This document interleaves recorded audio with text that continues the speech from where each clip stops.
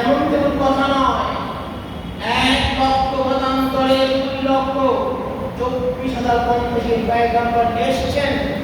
আমার নবী ছাড়া ঈসা নবী পর্যন্ত কোন নবী জুমার নামাজ পায় না।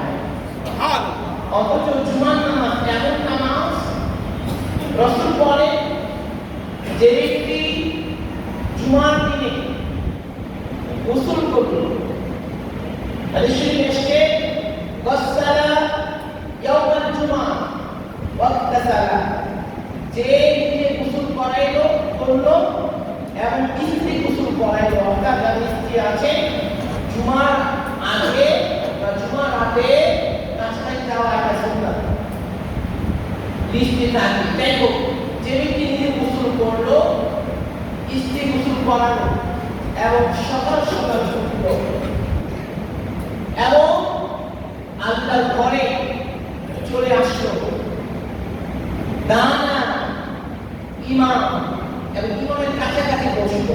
নিয়ম হচ্ছে জুমার দিন আসবেন, ইমামের কাছাকাছি বসবেন, এখানে কারোর জন্য অপেক্ষা করবে না, আপনার জায়গা থাকবে, মসজিদে বসবে এবং জুমার নামাজ যখন হবে কোনো হট্টগোল করলো না।